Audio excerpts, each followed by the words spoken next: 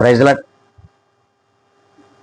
మన ప్రభువైన యేసుక్రీస్తు నామములో వీక్షించున్న ప్రతి ఒక్కరికి కూడా ఆ ప్రభువు పేరిట శుభాభివందనములు తెలియజేసుకుంటున్నా.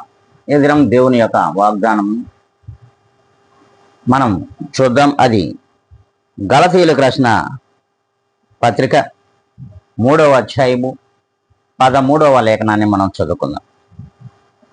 క్రీస్తు మన కోసము శాపమై మనలను శాపము నుండి విమోచించెను. అవును, మన ప్రభువైన యేసు క్రీస్తు వారు మరి ఈ లోకములకు వచ్చి ఆయనే ఒక శాపమైపోయాడు.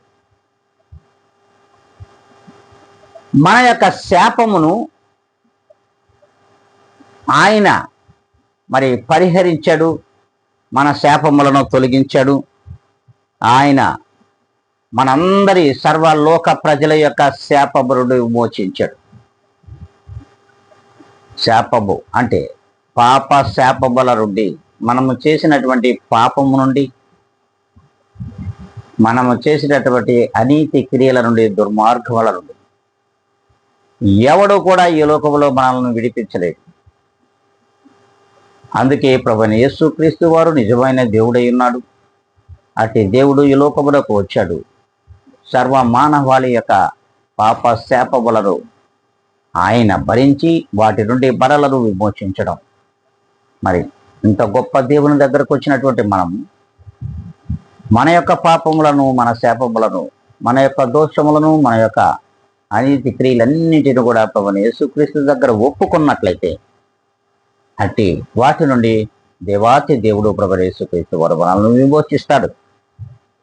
ఇట్టి నమ్మకం, స్థిరమైన విశ్వాసం నీలో ఉన్నట్లయితే ఇప్పుడే తలలో ఉంచుకోండి. ఈనాటి నుండి ప్రభువులో మనం జీవిస్తాం అనుకుంటే మరి ప్రార్థనలో కూడా ఏకీవిద్దాం. మహాపరిశుద్ధుడా, ప్రేమ స్వరూపి, నీ ఘనమైన శ్రేష్టమైన నామమునకు కృతజ్ఞత, స్తుతి, స్తోత్ర అర్పణలు సమర్పించుకుంటున్నాం. ప్రభువా, ఇదిగోనైనా సర్వ మానవాళి కొరకై, మా కొరకై మీరు శాపమై ఈ లోకమునకు వచ్చారు. అటు మాలోని సర్వ లోకములోని శాపమునంతటిని కూడా మీరు విమోచించారు. అట్టి పాపము నుండి మాకు విడుదలను దయచేసినందుకై ఎనలేని కృతజ్ఞత, స్తుతి, స్తోత్రములు సమర్పించుకుంటూ తండ్రి, ఇదిగోనైనా వీక్షించున్న ప్రతి ఒక్కరిని కూడా ఒక్కసారి మీరు జ్ఞాపకం చేసుకోమని, మీ కనుదృష్టి వచ్చమని, మీ చెవులు నా మొరను ఆలకించమని, ఈ ఉదయకాల సమయమున ఈ వాగ్దానమును ప్రతి ఒక్కరిలో నాయన మీరు స్థిరపరచమని బ్రతిమలాడుకుంటూ నన్ను నేను అతి మిక్కిలిగా తగ్గించుకొని యేసుక్రీస్తు నామములో అడిగి వేడుకొని ప్రార్థిస్తున్నాను మా తండ్రి. ఆమేన్.